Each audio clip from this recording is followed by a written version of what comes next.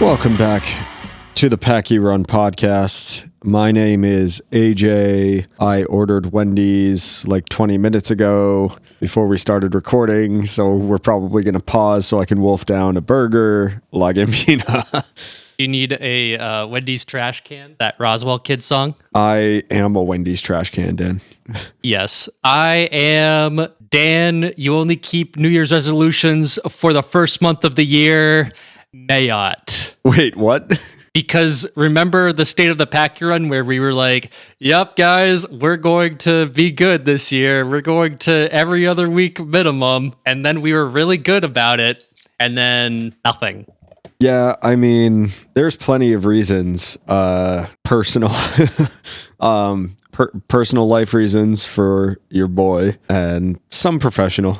Mine has mostly been professional, although honestly, I haven't had any good reasons. I don't know. I work some nights, but hey, whatever. Regardless, We're back. We're going to be better. Yeah, we're gonna keep the train rolling. We always do. And we have a couple things to talk about in this episode. Man, quite a bit has happened. Stuff. We never got to actually talk about the Super Bowl, which, by the way, good game. Congrats, LA Rams, for the victory. That was a great game. I like top to bottom. I think the last episode that we did was kind of the predictions episode for the Super Bowl. And, I said, I think this is going to be one of the better games, especially Super Bowls, that we're going to see kind of in our lifetimes. And it did not disappoint. Plenty of fireworks, a lot of, the chess match kind of, nitty gritty of football. The halftime show was just awesome. It was awesome. It was really good. There was drama. There was, a late game score. I think the story of that game was, Bengals offensive line just couldn't keep Joe Burrow up. Just looking at it. You don't lose a game on one play. Yeah. It's a collective team thing, and I mean they just didn't do enough to win. But hats off to the Rams. Congratulations, you guys deserved it. Yep, they did the thing. Good for Matt Stafford. Happy to see him get a ring after basically an entire career where he was doomed to fail. That's wasting away. Yeah, just. Like a true revenge tour, You spend that much time in Detroit and you're just getting beaten down all the time and nobody really took him seriously. And then the trade that brought him to the Rams kind of like blew up that entire offseason. That really made the quarterback market difficult. It really did. In some ways, thank you, Matt Stafford, for landing the Patriots' Mac Jones, I guess. I mean, that was one domino to fall. I think before we talk more about football, what have you been up to, man? Mostly just work.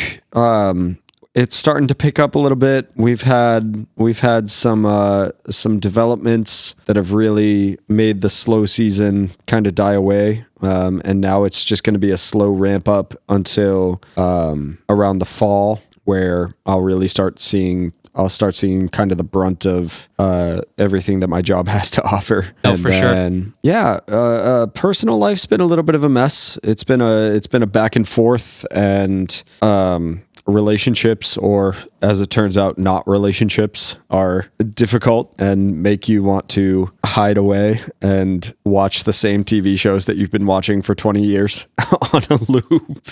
Yeah, so, that kind of does that. I was going to say that I'm coping, but honestly, I'm pretty good. I've one good thing that's come out of it has just been I've got a pretty decent support system now. So, previously when I was down here and in situations like this, it was really kind of brutal and it really had me sitting back and just being alone. But now I've got some good friends and I've got some good professional opportunities and just good people that I can hang around and do some stuff. So who knows what's next, but your boy is doing the thing.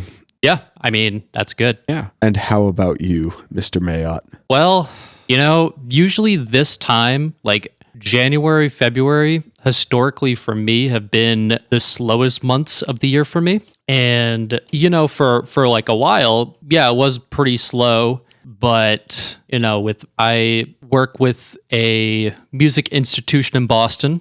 If you follow me on Instagram, you probably know what it is because I post about it. And, we are ramping up for our summer season, and it's been quite a bit. I've been working from home a lot more, which is kind of nice in a way. Trying to stay adventurous with that.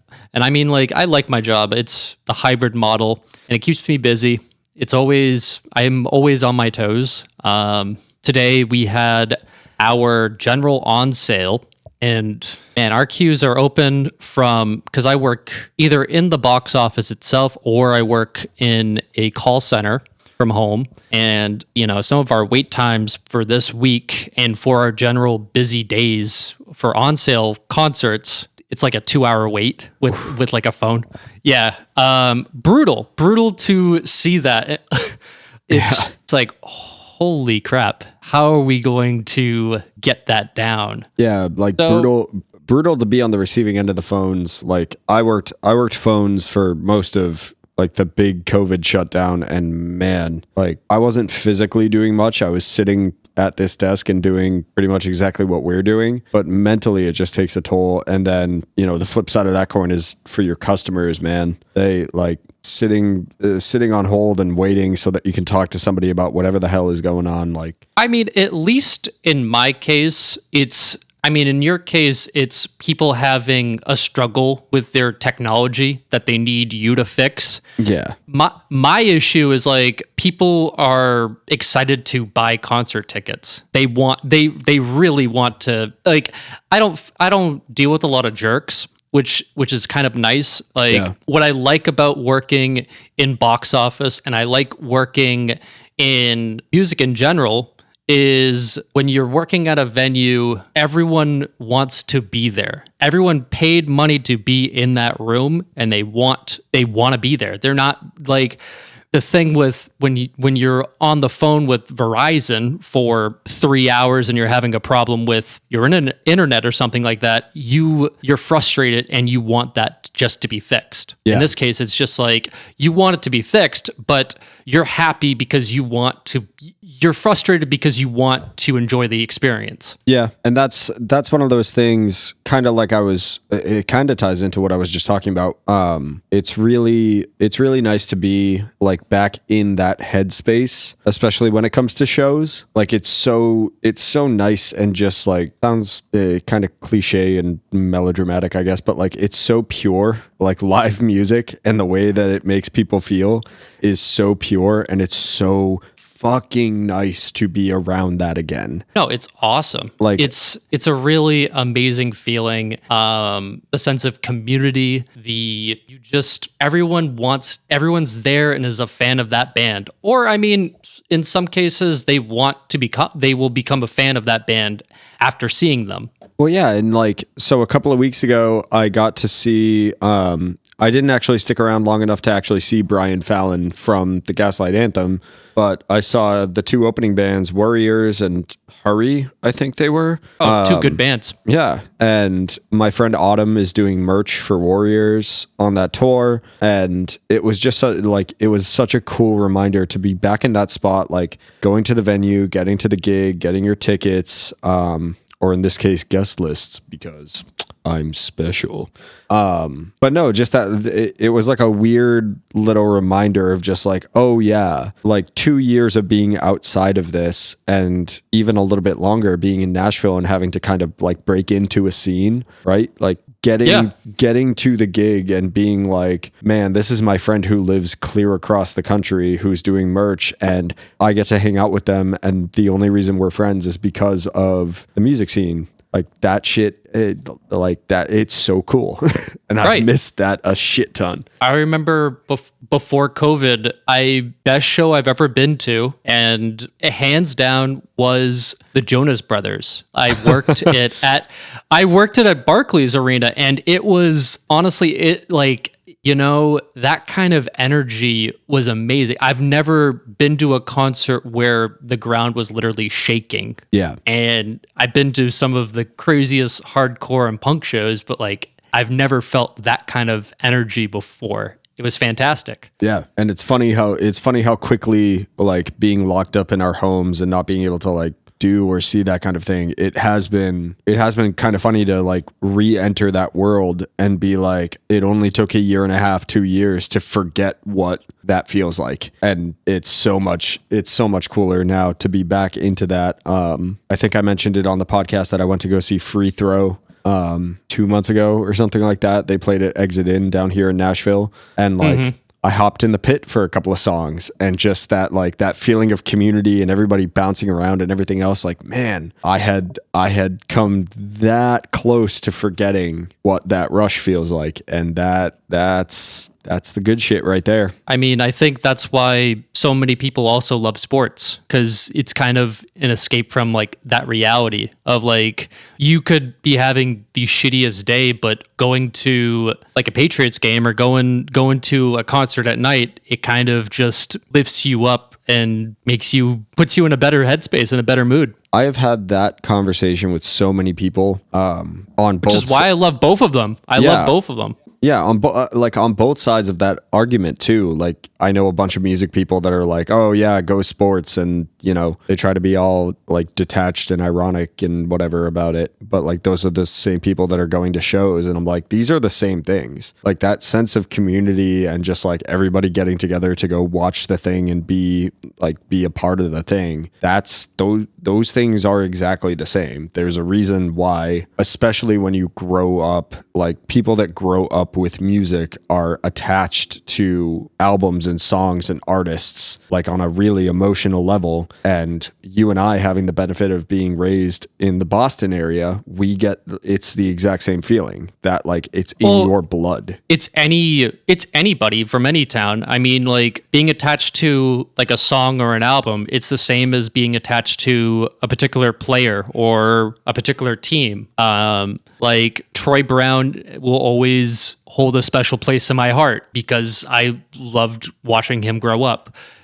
Same thing with seeing the Wonder Years. I'm seeing them in, like, 2 weeks perform, like, the Upsides and Suburbia. I've given you all, like, same sort of deal. Like, I connect to both of those things and see both of them as the same thing. Watching the Tuck Rule play gives me the exact same feeling as, earlier today when I was at work and Cute Without the E by Taking Back Sunday comes on the speaker, and it's like, yep, immediately, like, time, place, smell, taste, like, every part of your senses is immediately like, I remember. And damn, yeah, that shit's the same. This is a deep way to start the podcast. Yes, it is, but it's also a great kind of re-entry, because I've been talking to people for the past couple of weeks about the fact that I do a podcast, and pretty much everybody that I've talked to has been like, really? Like, you guys cover the Patriots and punk music? Like, those seem like two different things.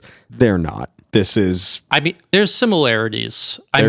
Surface level, absolutely.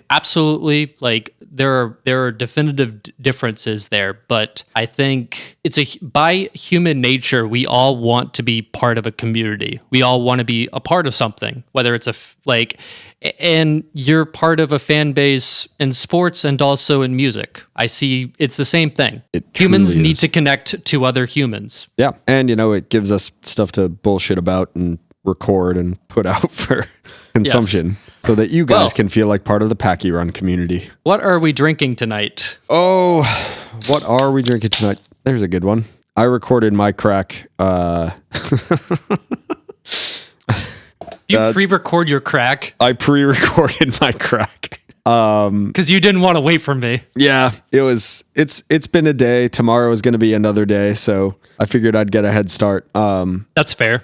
I am drinking, as our friend Josh would say, El Clasico. I've got 24 stone cold fluid ounces of Pabst Blue Ribbon that I have conveniently poured into my Samuel Adams Perfect Pour glass, and it's hitting the spot. I was going to say it's tasty, but it's PBR, so you know what it is. But yeah, it's PBR. We're living. I'm drinking a Modelo, just walk down to the store, wanted a tall boy.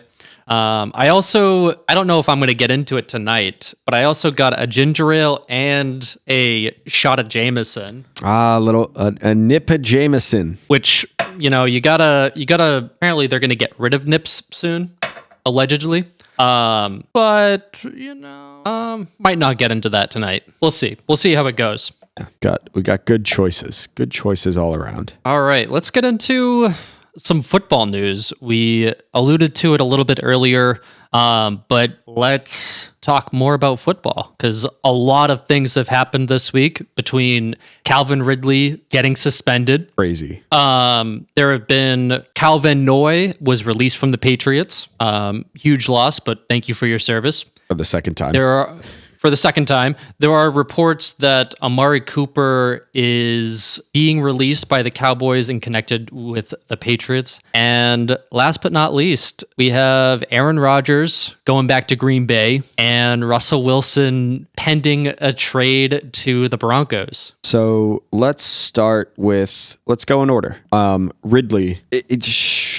Initially I was like, damn, that kind of sucks. But like after hearing what Pat McAfee said, because for those of you who don't know who Pat McAfee is, he's a former Colts punter and hosts a very popular YouTube like sports talk show. He has Aaron Rodgers come onto his show. He has like many really good guests go on. And he was like, yeah, it's harsh, but he knew what he was getting into. There's signs all over the practice facility and everywhere saying, do not gamble. If you gamble, like you're compromising the whole sport and the whole game. Yeah. And in that regard, it sucks that the NFL cares more about gambling than it does about domestic violence and all these other issues. But when you play with the NFL's money, they will fuck you. They'll yank it right out. Yep. Right. Like they have no choice but to suspend him for a year. He has to. And it makes sense. The suspension makes sense. Like the fact that he was punished and like all of that makes sense. It does give me a little bit it gives me a little bit of pause to sit there and think about the fact that like he was betting on his own team. Like it wasn't like he was trying to throw games or anything else, but I get where that is absolutely a slippery slope, like you can't do that. Like there has to be a harsh like line in the sand there. But a talented player, you'd like to see him come back and try and rehabilitate a little bit. Because at least it wasn't the one silver lining is just like, it wasn't like he was trying to throw games or anything. As far as we know, it was just, you don't gamble. You don't do that. He shouldn't have done it in the first place, but at least he wasn't, the integrity of his game still stands, I guess, for whatever that's worth. Right. And even Pat McAfee came out and said like, look, when I retired, I started to gamble because I like to gamble, but during when you're in the NFL, they make it pretty clear to every single person that goes into that locker room, like any person in an NFL space, you cannot gamble. You cannot do it. It fucks up everything. It's the biggest football league. When you gamble, it puts in the possibility that you're throwing games and people are not going to trust the NFL. Yeah. I get it. I think the punishment for domestic violence and all those other things, yes, there's an argument to be made. Those should have a harsh penalty as well, but we're kind of comparing like apples and pizza here. It's different things. Yeah. Completely different things. And I mean, I hope that with the NFL's lawsuit that Brian Flores filed, Stephen, God, what's his name? I hope the owner of the Dolphins also gets a harsh penalty as well. Like if that does come out to be true, those allegations are true. Like I hope he gets the book thrown at him too. And for those of you that don't know, it was the owner or the GM of the Dolphins who was allegedly paying. He was offering $100,000 to Brian Flores for every loss so they would get a higher draft pick. I mean, I think that's way worse. I mean, where's your integrity there with like the game? Yeah. That fucks up everything. Exactly. Just like Calvin Ridley. So both are wrong. Yep. Just It doesn't matter if you bet $1,500 or no. it's not how it goes. No, and I mean it's especially with the way that legislation is going on in the United States with sports betting being more prevalent. This is a message loud and clear. Nope, even though it's legal, Don't do it. don't do it. It's the same thing with like you can't when you work for a company, there are certain things you cannot do. Yeah. It's the same thing. No different than, government officials should not be able to use their insider knowledge to deal in the stock market. That's not how this works. That's not how it's supposed to work. It should be a level playing field. Yes, across the board. Next thing, Kyle Van Noy. Unless you had something else to add. No, we're in lockstep on that one. Just kind of a bummer because he was tied on a much lesser note, a much less important note. Ridley was tied as a target for the Patriots, and I think that would have been a pretty cool fit. But would have been a great fit, but congrats to the Falcons for not dumping him when he was in trouble. They were like, you know what I mean? Yeah. They weren't like, oh yeah, we'll trade him. Like, yeah, trade him away and hope for the best. And then get suspended for a year. Yeah. I mean, thankfully they didn't do that. They were like, yeah, I don't know. Yeah. Kyle Van Noy being released to free up some cap space. So as a Patriots fan, yep, makes perfect sense. We need some of that. We need some of that money. We need some overhead to make some moves on both sides of the ball. And he's a classic cap casualty. As a Kyle Van Noy fan, that's a lot of turnover for one player in 4 years. For sure. Especially a player who has been pretty consistently I don't think he's ever been top of the pack. No, but never. Just like a guy who's been consistently productive and does his job. It sucks to see him with the Patriots and then to get dealt away. And then Belichick had some mad scientist shit going on where we ended up with draft picks because we got him back. And now he's off the roster again. Man, the Kyle Van Noy, the person, you kind of got a feel for. But for sure. Hey, man, football's a business and it makes total sense that we would dump that cap space. I'm going to say this: Patriots are going to make more cuts, and they're going to be tough. Oh, I think this is the tip of the iceberg with some of the moves we're going to make to really bolster the team. I think, and I use a couple different websites to do this. There's a website where you can use to cut and add players or whatever. And right now, where it sits, Patriots have 11 mil in cap space, which that's not a lot to play with. Yeah, no. And I mean, after the big spending that we had last year, I don't want to say that we have buyer's remorse just yet. I'm still holding out. I want Jonnu Smith needs to have a bigger role next year. Otherwise, we cannot justify that contract at all. Yeah. I mean, we only had two tight end sets 12% of the time last year on offense. We got to get him involved. Otherwise, Jonnu Smith is a waste. I see us cutting, and I don't have the exact numbers of their contracts right here, but Shaq Mason has no guaranteed money left on his contract. And another cut that would add some more cap space to the Patriots would be Jonathan Jones. That would bring us up to right around 21 mil. And given that Devin McCourty, Hightower, James White, and also Devin McCourty, Jason White, Matthew Slater, all those guys want to come back to the Patriots, we can't sign them all. Yeah, unless they restructure and we get some team-friendly deals. Wendy's time, Wendy's time, it's baby. Wendy's time.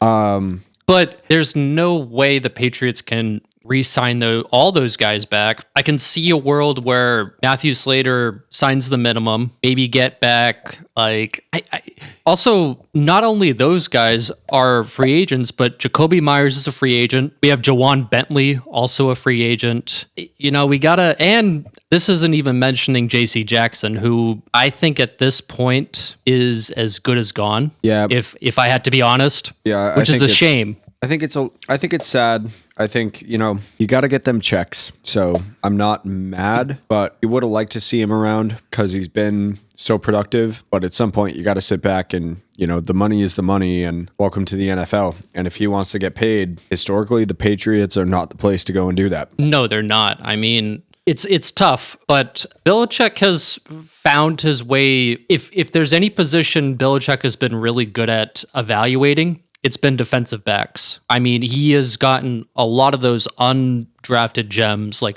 Malcolm Butler.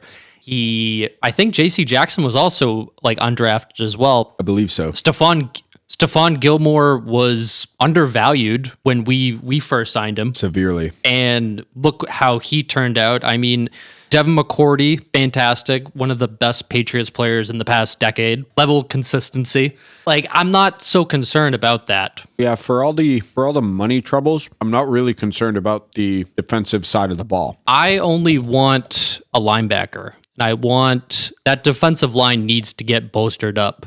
Pretty badly. Pretty badly. I mean, it's not going into this draft, it's linebacker, wide receiver, corner in that particular order. And then we need to hope and pray that we get like a fully healthy, fully functioning Matthew Judon this coming season. Because for sure. He was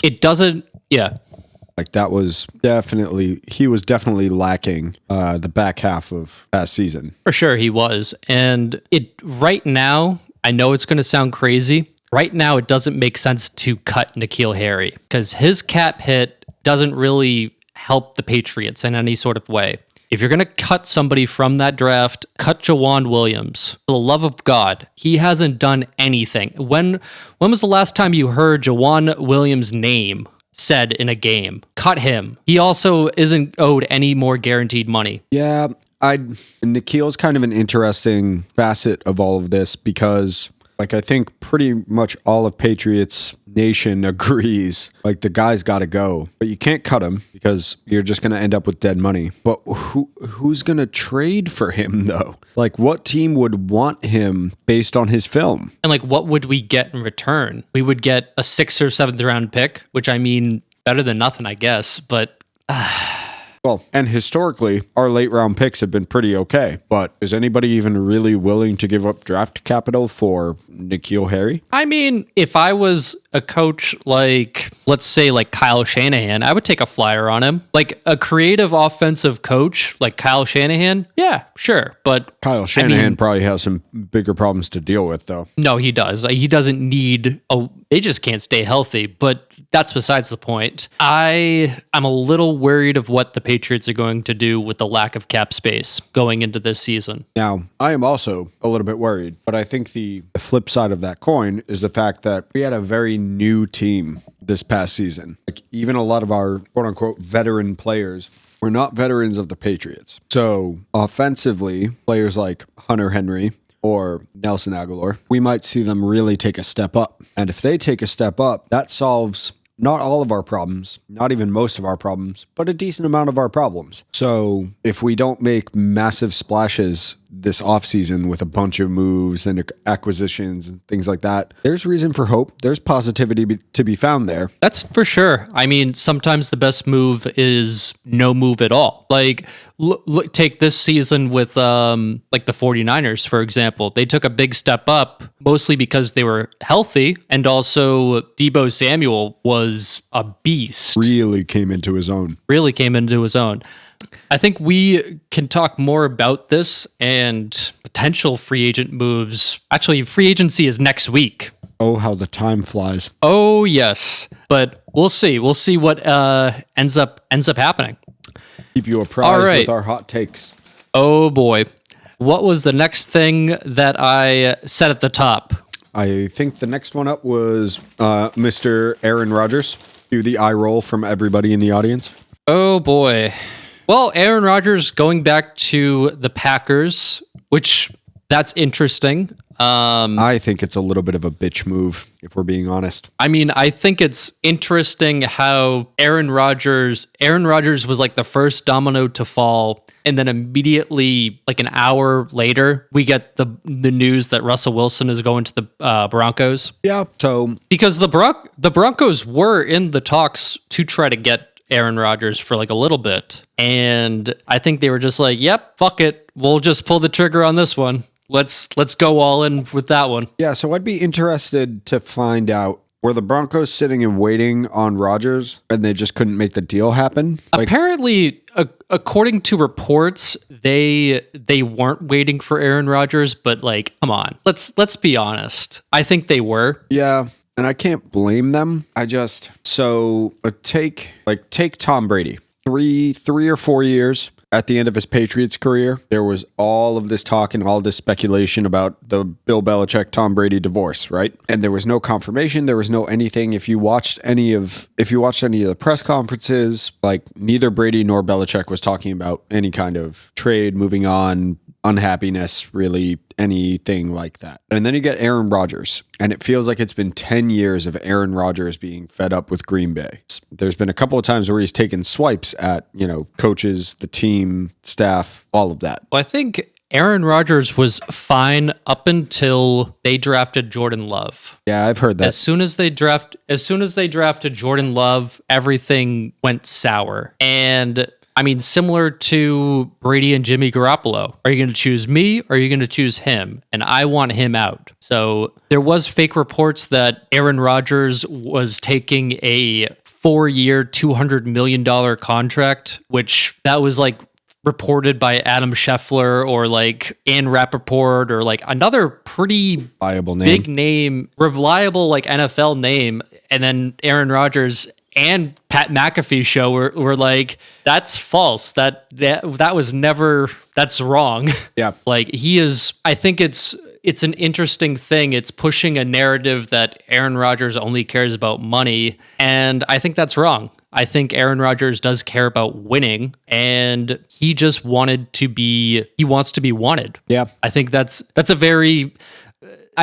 what everyone, doesn't matter who you are. That's what you always want. You want to always be wanted and appreciated. Yeah. It just makes you roll your eyes a little bit. And maybe I'm just a victim of listening to like the rest of the NFL media a little bit too much. But man, for years now, it's been, where's Aaron Rodgers going to end up? What's his deal with his contract? How is he feeling in Green Bay? He seems to be unhappy with Green Bay. He's made it public that he's unhappy here and blah, blah, blah, blah, blah. And now we get, oh yeah, he re-signed $200 million contract. Like he's staying in Green Bay. Like, well, except that report is fake. But he is staying in Green Bay. Yeah, he is staying in Green Bay, just not for that contract. Do we have a number for him yet? So no numbers have officially been reported. And I think it sets up for, Aaron Rodgers going back to Green Bay is setting up an interesting offseason where we've seen another domino fall.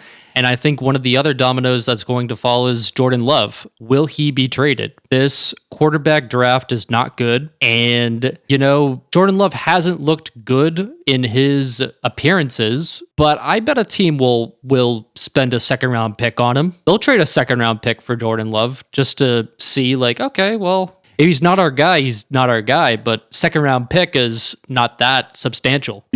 I wouldn't be surprised, and this has nothing to do with Jordan Love's play or really anything. It's just the thought that's in my mind. I wouldn't be surprised to see some sort of quote-unquote blockbuster trade involving Jordan Love that kind of changes the landscape of the offseason. Very similar to the way that we were talking about at the beginning.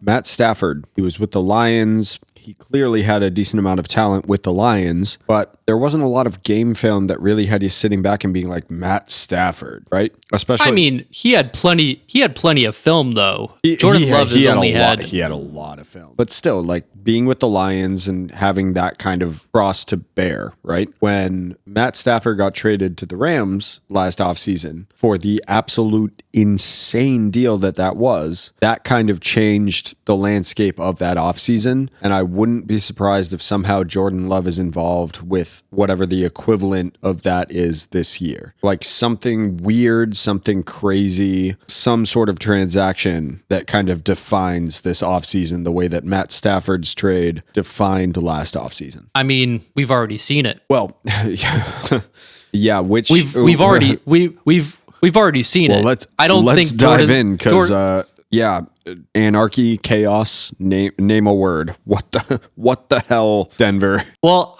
and my last point about Jordan Love, I don't think there will be a blockbuster trade involving him. I think it will be similar to Carson Wentz being traded, like a second round pick. Someone will see him and be like, okay, you know what? I'll try that. But the Denver Broncos trading for Russell Wilson. Let's get up the trade details. I'm sure everyone has seen them at this point. Russell Wilson and a 5th rounder, I believe, is what they received. So Broncos receive Russell Wilson in a 2022 4th rounder. Seahawks receive Drew Lock, Noah Fant, Shelby Harris, the 2022 picks, the 1st rounder and the 2nd and 5th rounds, and 2023 picks in the 1st and 2nd rounds. And I made this point in the Discord server. Roger is a clown. If you're not part of that Discord, what are you doing? You should be a part of it. Shout out to Sean. Reach out to Master Shawnikins. Yes. But I made this point that the Rams have proven this year that, I mean, let's face it, let's think about the draft in a really realistic way. It's a crapshoot. You don't know what you're going to get. There are so many different factors on a player's success, why they're going to be good and why they're not going to be good. Sometimes it's the player itself, sometimes it's injuries, sometimes it's just the system that they're ran in. And you don't need high draft picks to compete in a Super Bowl. And they want to, like, the Rams have been successful in that regard, trading for Von Miller, trading for Jalen Ramsey, trading for Matthew Stafford, you name it, they've done it. And they haven't had a 1st round pick in the last 5 years. And look at them now. They've won a Super Bowl. Broncos, I don't think they gave up too much in this trade. That's my opinion. I think the noteworthy loss in this trade is Noah Fant. I think he's a fantastic tight end, but the Broncos can give that up with they have a good tight end behind him in Albert Okwuegbunam. What a name. What a name. What are you thinking? I'm thinking, man, because I said a lot there. I don't disagree with you, but I also think it's difficult. Russ hasn't done a ton. He's got his Super Bowl under his belt. He's got multiple Super Bowls under his belt, but he's got the ring, right? Right. But the ring that he got, it could be argued, was very much riding the coattails of the Legion of Boom. I mean, he played a part. It's a team sport. To play devil's advocate for the sake of argument, and this is going to piss off a lot of people, the same can be made for Brady earlier in his career. Oh, absolutely. With the defense. Like, Brady, I love Brady, but he probably, in that first Super Bowl, he probably didn't deserve that Super Bowl MVP, to be honest. Second MVP, yeah, he did enough. And I mean, their defense, all 3 of those first Super Bowls, fantastic. They were great. You can't dispute that. Now, I think the difference there is that Brady won MVP for a myriad of reasons, but Brady never won the MVP for being the best athlete on that field. And it's the same reason why Brady is the greatest of all time. He's not the greatest quarterback of all time because of his athleticism. It's not because, like, his arm is great. Some might argue above average, but I would say his arm is pretty good. Like, definitely above average. The thing with Tom Brady that makes him the greatest of all time is the fact that having him on the field is having your offensive coordinator sitting under center. The way that he can manipulate his own team and read a defense and react to that, that's what makes him the greatest of all time. He is an offensive coordinator. Russell Wilson is not that. And I would say that Russell Wilson needs more pieces to make an offense work than Brady ever did. I think that's probably pretty fair to say. and he's fallen short so many times. He just hasn't been able to put it together. So the price that Denver paid to get him seems, I think it doesn't pass the eye test, but I also totally understand why that's the price point that he went at, given the fact that I think a lot of the reason why Denver had to give up so many Denver had to give up a bunch of capital to get him. I think part of the reason why is that like it's also branding. Like it's exciting to have Russell Wilson as your quarterback, and you have to pay a premium to have that. For sure, it is. So I think that price has less to do with talent and more to do with the hype that he might actually bring to Denver. I mean, I will say this. Brady had better offensive lines in his prime than Russ did. Russ had better wide receivers and better weapons, but Russ never had a solid offensive line. Well, and it's why for the past 3 seasons, heading into the season, the preseason games, stuff like that, like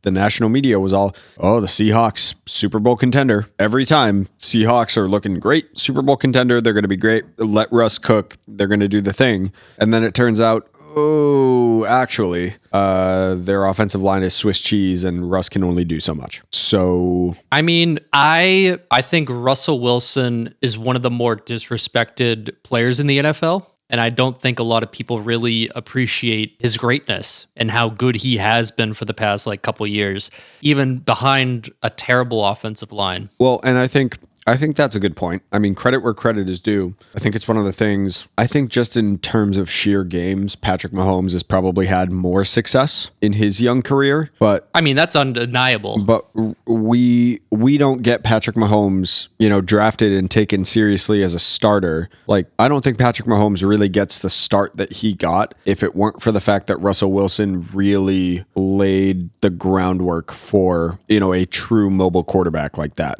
Well, I mean, Russell Wilson wasn't even supposed to. I mean, he was a 3rd round pick. The guy is 5'11". He's not that much taller than me and you. We'd probably be looking eye to eye. A lot of people saw him as just undersized. I love Russell Wilson. He is one of my favorite players in the NFL just to watch, and also just for storylines too. Yeah, it's a little bit. It would have been cool, I think, because as we know, I'm a fan of the story. It would have been cool to see him win another ring with Seattle. It would have been cool to see them put it together and to have another, not dynasty, but, him and Pete Carroll. That just would have, especially a couple years down the line, would have made for some good documentaries and stuff. But welcome to the NFL. Any given Sunday or Tuesday or whenever that trade got announced. Yeah. Good luck to him in the Broncos. I think that team still needs a decent amount of work to make this trade worth their while, but I mean, there's already a better offensive line in Denver. They had the 9th best offensive line, according to Pro Football Focus. And I mean, Russell Wilson has worked with offensive lines that have been the bottom 4 for the past couple of years. It's going to be nice to see him working in a really good system. Yeah. And I mean, Pete Carroll, they were at odds together. They had to end their relationship there. They just weren't working together. And honestly, when there were the talks about the trades last year of all the major quarterbacks of Russell Wilson, Aaron Rodgers, and everyone like that, I pounded the table for Russell Wilson. That's who I wanted the Patriots to trade for. Unfortunately, didn't happen, but I'm happy with Mac Jones. I'm definitely happy with Mac Jones. I think I might have been happier with Russell Wilson. I know that we had that conversation, and somebody can dig into the archives and find if we talked about that on the podcast or not. I think I would have been happier with Russell Wilson with more short-term gains. Yeah, but I know that I pounded the table for Deshaun Watson as well, but look how that turned out. I mean, look how that turned out, and also we're gonna have to see with that. He does have a court date. Right now, it's March 10th on a Thursday. He is set to have a court date tomorrow. So we'll see how that works out, how that turns out for everyone involved. I don't think I would want him anywhere near my team, even if he was available. No way at this point. Exactly. But yeah, that is the latest news with the NFL. There's been Khalil Mack from the Chicago Bears traded to the Los Angeles Chargers. That's a big trade. Yeah. They're getting another pass rusher. I mean, Khalil Mack next to Joey Bosa, that's Dangerous. That's dangerous. And I mean, that AFC West is going to be a lot of fun to watch next year. It's going to be a physical division for sure. Oh, it's going to be a bloodbath, and I can't wait to watch it. I'm going to watch every single game. I'm ready. So I think that wraps up everything football related. Talk about some music. Oh yeah. It's been a month. So let's just start with, what are we listening to? What's coming up daily? What are we trending towards? What's on the playlists? All right. Well, for me, I've been fucking around with a MIDI computer. Basically, I'm trying to make a MIDI hardcore project, and it's interesting so far. But I'm still trying to go through the flow of it. So I've just been listening to a lot of hardcore to try to draw inspiration from that. Yeah, you and I have talked off the podcast about this. I'm super excited about it. I want to get in on this and help with some production stuff and maybe drop in a few overdubs or whatever. Let's make a hardcore record. I already have an idea, and I'm just going to say it on the podcast because I'm excited about it. Anyone can steal this idea, by the way, but just credit me.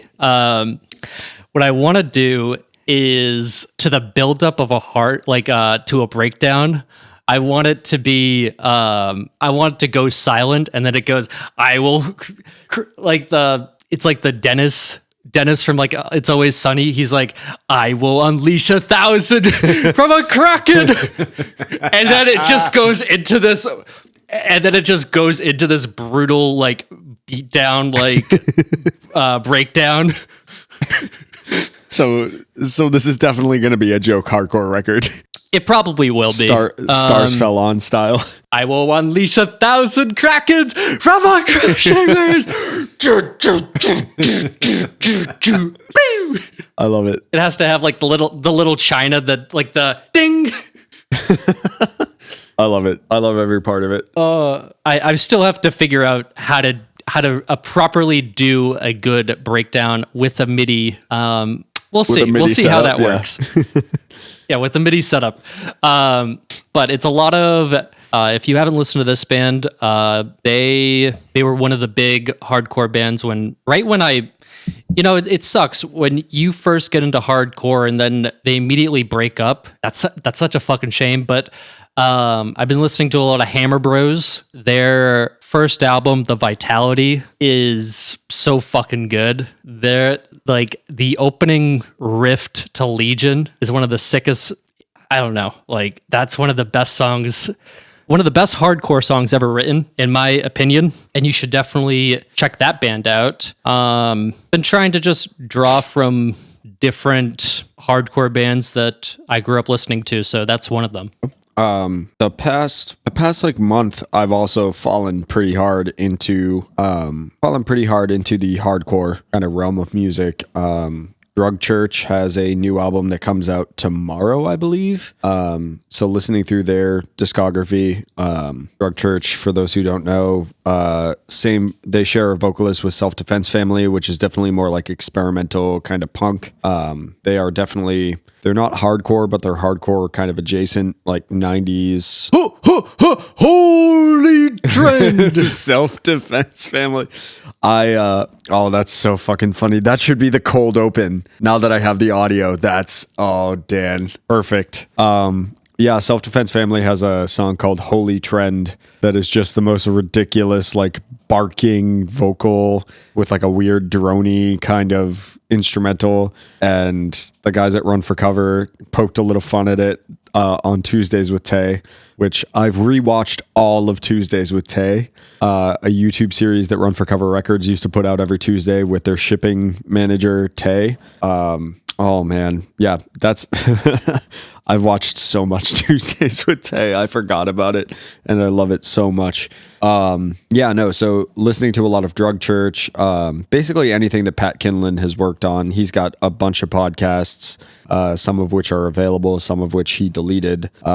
He's got Self Defense Family, he's got Drug Church, he's got SWAT. All three of those are really great hardcore or hardcore adjacent bands. Definitely fell back down the Have Heart rabbit hole after listening to a bunch of Fiddlehead. So, yeah. Both really good bands. Fiddlehead is Pat Flynn, the vocalist from Have Heart, as well as Alex Henry from Basement playing guitar. Great kind of 90s, again, hardcore adjacent music. And then there's Have Heart, which is probably if they're not the greatest hardcore band, they're at least in the top 3. Just really good, straight edge Boston, bare bones, hop in the pit kind of hardcore. For sure. Yeah, I spent a lot of time with that. A little bit of Cro-Mags, a little bit of Dead Kennedys. Cro-Mags. I'm surprised about the Cro-Mags. Yeah, shout out to Axe to Grind podcast, the hardcore podcast. Cro-Mags gets brought up at least once an episode, and I felt like a poser listening to them and knowing a bunch of hardcore, but never having really listened to Cro-Mags. So popped in, listened to them, all that. Like, if you're into aggressive, heavy, hardcore, that everything that Dan and I have just listed is the way to go. Like, a lot of that kind of traditional hardcore. So that was the past probably month up until this past week. We had a couple of 70-degree days down here in Nashville, like sunny, bright, driving with the windows down. The humidity hasn't hit yet, so you can really kind of hang out outside and enjoy the sunshine. So the 2 biggest bands that have been dominating my listening for the past week have been A Loss for Words and New Found Glory. Like, just straight up solid band, straight up pop punk, sugary, sweet, tuned up vocals, sing along, big choruses. Like, man, New Found Glory's Sticks or Stones is a masterpiece. And I'm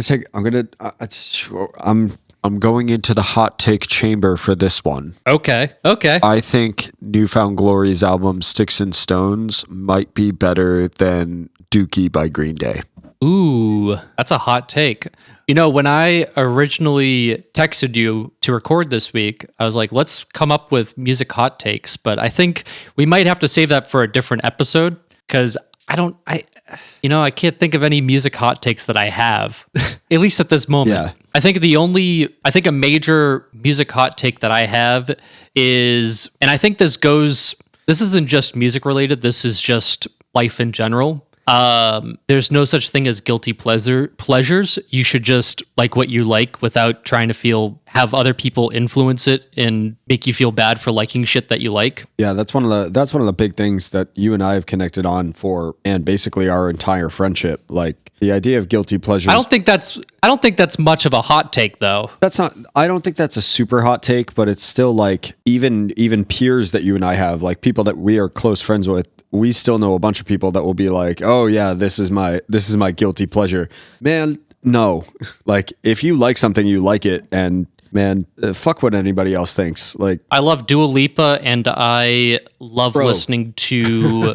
How fucking good is Dua Lipa? She's great, even though she's getting sued. Everybody's getting fucking sued because everybody's using the same chord progressions and shit. Like, that's how it goes. But man, no shade to anybody who's into Dua Lipa. That, man, Levitating there is a reason why that is like a massive, massive, massive song. That she's got hits, and you know what? I'm here for it. I enjoy it, and I like listening to Dua Lipa as much as I like listening to like Turnstile. Like, like, I just enjoy good music. Good music is good music. Amen. Fucking amen. But yeah, no. But speaking of hardcore, yeah, go for it. Oh, go ahead. No, I was just gonna say, like, a bunch of that sugary sweet kind of like pop stuff has been creeping up as well with the warmer southern months. Man, if you haven't listened to The Call by the Backstreet Boys, tell me that entire song isn't as hype or more hype than your favorite hardcore band's best breakdown. Like, I mean, if it slapped, the Backstreet Boys are fucking good. If it slaps, it slaps. Just, it is what it is. It's so good. Yes. Speaking of hardcore, I've also been listening to that new Vane album. And I mentioned it earlier this year. I was like, this is an album I think is going to be very interesting and people should pay attention to. And things happen. I forget about my recommendations. I forget about certain things. I forgot about this until there was then this like Controversy. thing that happened, controversy in New Mexico that happened, and it kind of made me re-listen to it. And I was like, oh, well, this came out today. Let me check this out. And if you're into really heavy, I don't want to say it's sloppy. It's not sloppy by any means. It's very cleanly produced. But if you're into that kind of like, if I had to describe this to a normie, I would say like Slipknot vibe. You should listen to this album. I would agree. To put it into the lowest common denominator. We're not going to do a album song track by track to this one because I don't think we can really speak to this one and do it justice the way that we want to do it. But I just wanted to highlight that. Yeah, so they had a little bit of a controversy. It seems like a non-troversy at this point. Seems like some mosh beef that went awry, and you're in the southwest of the country, and there were guns involved, and a lot of back and forth and weirdness, and it all kind of dropped. Like all of this came to light during the album release, the peak of the album release. So it's something that people have been talking about. From where I'm standing, it seems like nothing. There was a mic stand that was apparently broken at a show, and that became a thing, I guess. Who knows? Yeah. I mean, there's a lot of, apparently somebody hit a girl, like somebody accused Vane or like the other band of hitting a girl, and like there's nothing that has been made public. Like they were like, well, if you have proof of that, then just show us. Like if it actually happened, like we want to know, just show us. And nobody has done it. It's sounds like a venue that booked a hardcore show, didn't realize it was going to be a little chaotic, and they're just mad about it. Yeah. Apparently a mic stand broke, like you said, and they were like, hey, you got to pay for that. And I mean, I don't know what level Vane is at this point, but I can imagine they have managers and they are part of a booking agency. There's different people's monies involved, and not saying, I mean, yeah, you could just pay $20 for a mic stand, resolve everything, but also it's not just their money. It's not just their decision. Yeah. It's tough. Because I mean, managers take 20%, booking takes, let's say 20% or whatever. Somebody else takes a cut. I mean, that leaves Vane with, let's say 40% of what they make from that show, plus like merch sales or whatever. Yeah. I mean, whatever. Not a big deal. But what I will say about it is, and I said this to somebody else, there's always been this lore with hardcore where the thing about hardcore, and I think the thing that attracts people to hardcore the most is the violent aspect to it. People like to see violence and see that kind of thing. And the thing about hardcore is it's a genre with so many lores, so many rumors. It's built on those rumors. Like, yo, I heard this band beat up a kid for being outside smoking a cigarette.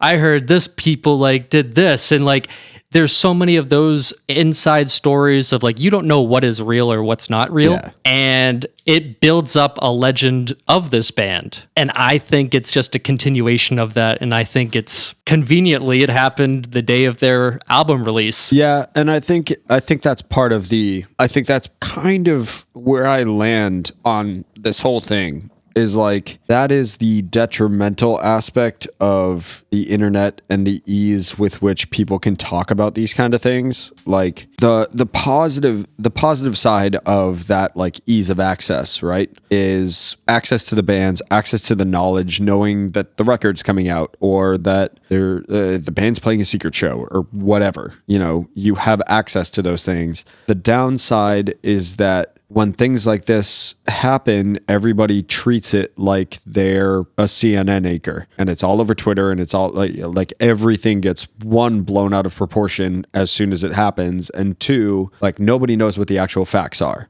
And that can be detrimental to, like you were saying, one of the founding tenements of hardcore is that it's an extreme form of music, and there's ridiculous shit that happens at those shows and around those bands and those people. So you end up with a situation like this where everything seems messy for 24 to 48 hours. And now that we're past that window, we're looking at this whole thing that happened with Vane. It was a huge thing on, the hardcore and the metalcore subreddits, and Twitter was blowing up about it and everything else. And now we're more than 48 hours removed, and it's like, well, that was a thing. So Yeah. like, it's not even it's not even really like lore building anymore. Now it's becoming easier and easier to get burned down on those kind of things. So the things that don't matter seem like they really matter for a while, and then they disappear, and the things that do matter are getting buried by things that don't. So it's one of those things that like critical thinking skills really need to come into play with a lot of that kind of stuff, which is why when you and I talked about it off the podcast a couple of days ago, it was like neither of us knew what was going on. It was just kind of like, yeah, we'll see how this goes. Yeah. And I mean, I was following it mostly for the memes because there were some, hardcore subreddit was popping off with really funny memes associated with it. So that's why I was really following it for all of the 2 hours that I did. I lost interest pretty quick. I think I want to talk about Turnstile. And we've talked about them before, but they have gotten to different levels of success being on late night talk show hosts like Jimmy Kimmel and what was the other one? Seth Meyers. Yeah. Before we launch into that, I do want to say one more thing about the Vane album. I do want to. Oh yeah, because you had some opinions about it. Yeah, I do. I won't bore everybody with like my full opinions, and I've only listened through the record maybe twice. But one of the things that struck me, I can't even tell you the song names because I'm not super familiar with it yet. The big thing that stood out to me. It's definitely more on the metalcore side of things than like traditional hardcore.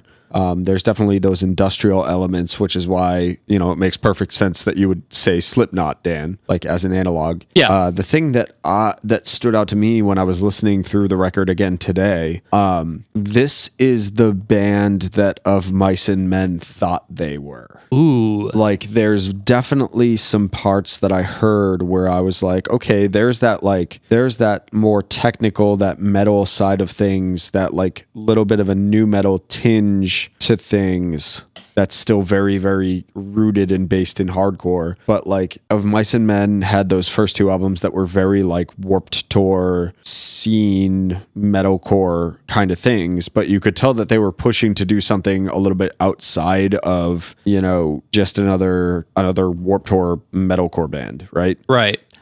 What they did instead was go to the lowest common denominator and turn into butt rock. They went they went straight down like the Nickelback stained like path eventually. Which I can't fault them for that. I've never been a fan of Mice and Men, but go get your bag. Yeah, and but like Of Mice and Men, definitely you could hear in some of the songs that they put out on those first two full lengths. Like there was a drive to find something outside of the box that they were painted in from the time that they kind of came out and stuff. Like you could see that there was a little bit more experimentation that they were trying to go for. And Vane, it's not like Vane picks up there. Like there's not that like good cop, bad cop vocals and that kind of deal. But like instrumentally especially, but there's a couple of vocal moments where it's just like, oh, like if Of Mice and Men had really gone in like a more challenging route, if they had been willing to like push their listeners to like go for something different, they could have very easily ended up where this Vane record is, with like really interesting, complex instrumentation under the guise of that like metalcore, hardcore, quote unquote genre. And like congrats to Vane for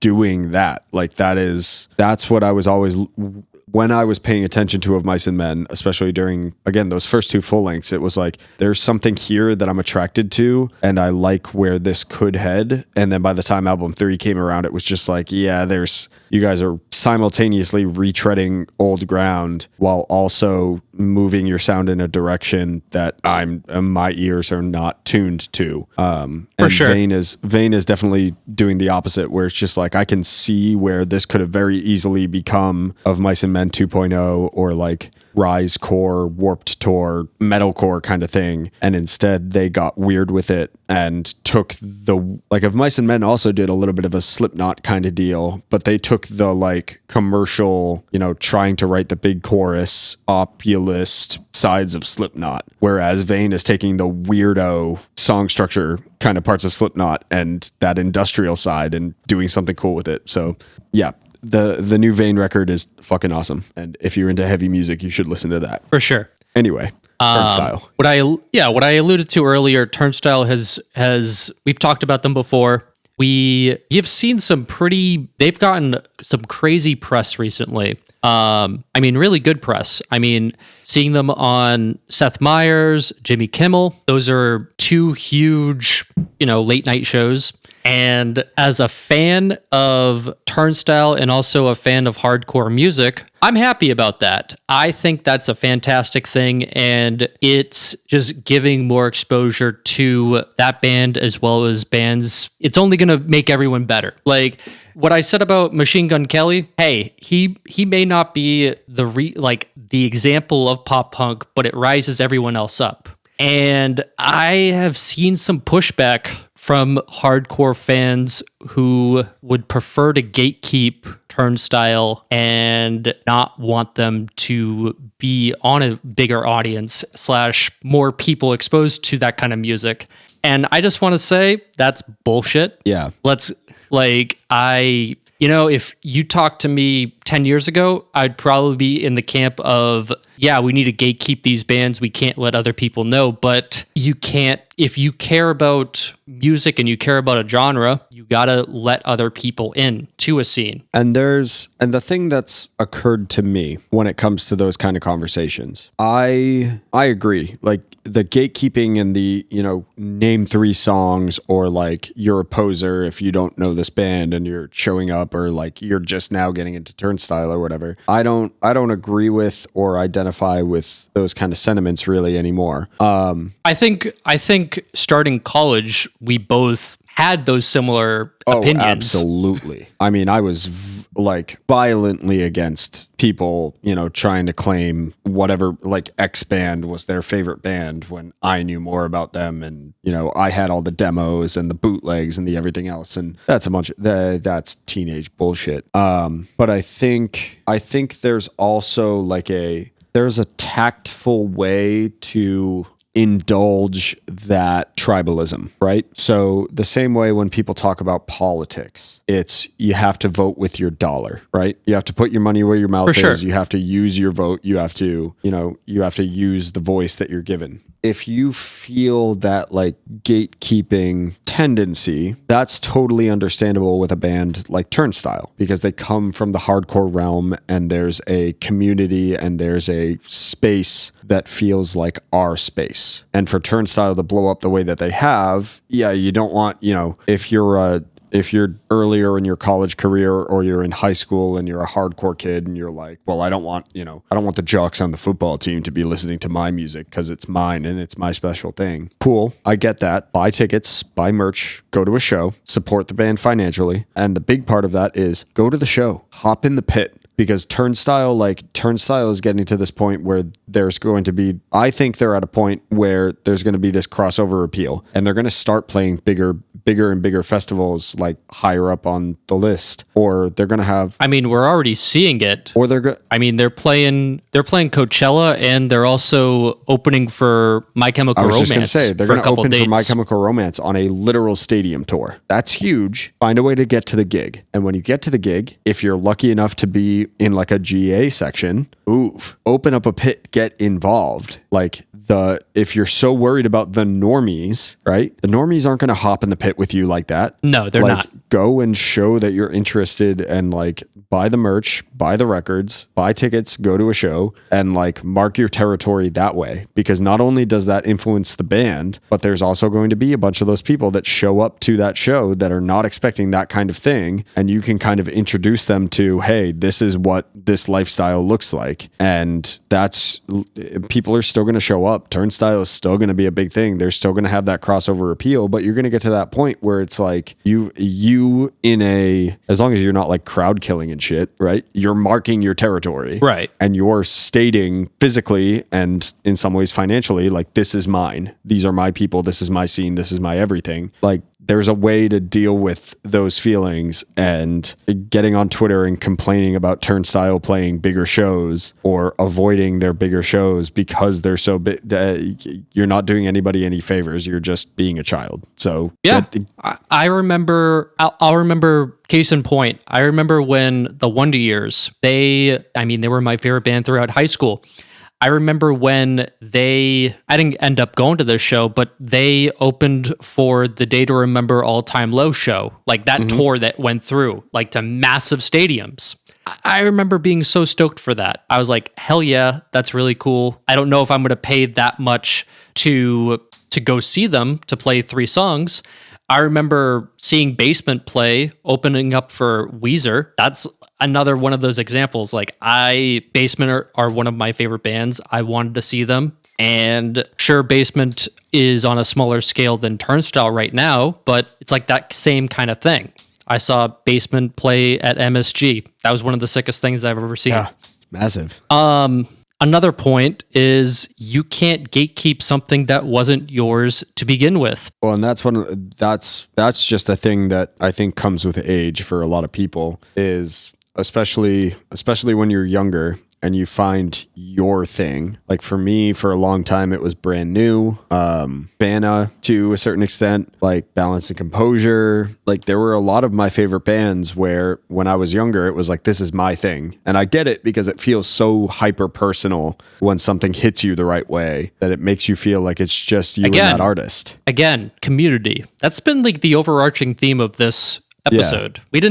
We didn't even plan this theme for the episode, but we kind of this is just kind of where we landed. Yeah. It's kind of interesting.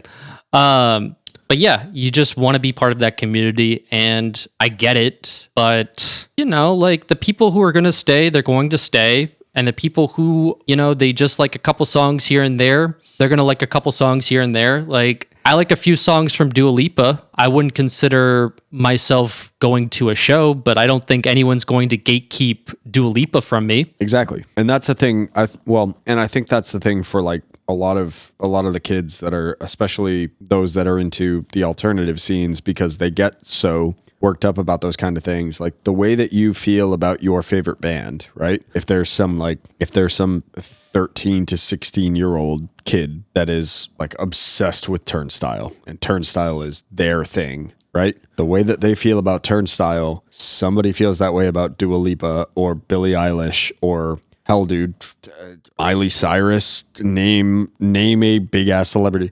There's probably kids that feel that way about Kim fucking Kardashian, like the biggest celebrity on the planet, and they're like, no, like Kim is mine. Like, it's not different. The thing that you're gonna realize eventually is it's not yours. You're not unique in feeling that way about a thing, but that opens you up to being part of a community. And I think that was the light bulb moment for me, was the community part of it. Like when you find the right people and you find the people that are interested in the same thing as you, and all of a sudden it becomes less about this is my thing and I feel so protective because I identify with this thing this way. Eventually you're going to sit back and be like, wow, look at the friends and look at the connections that I made because I was a fan of this thing and we all built something together. Like that's what makes you part of the fan base, and that gives you a little bit of an obligation, right? To support the thing that you love. Right. That's the cool part about doing this shit, and that's the cool part about being involved in the punk scene. And actually, my last point point for this topic of conversation. Perfect example, someone we've already mentioned on the episode. One of my best friends of all time, Sean Harkins. Sean's not a big music kid. He's an RN up at Mass General Hospital. He played football in high school. He and I became friends initially because we were part of the same Boy Scout troop. Sean has fallen head over heel in love with the Menzingers. And if he had done that in high school,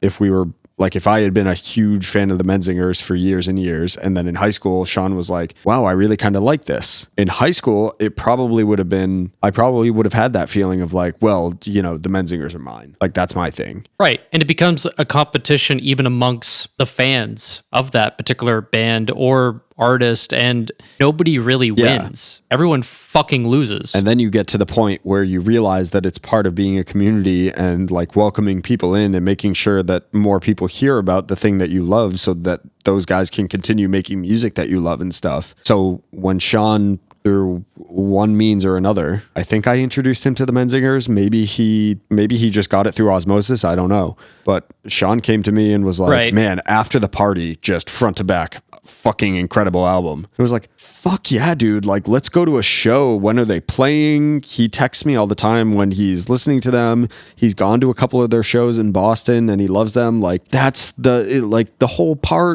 whole thing about this is that you're supposed to be making friendships and like supporting your bands. So just do that. And I think that's a good way to end this topic. Do we have any recommendations to talk about? I think that you go back and listen to all the bands that we mentioned for the past however long we've been talking.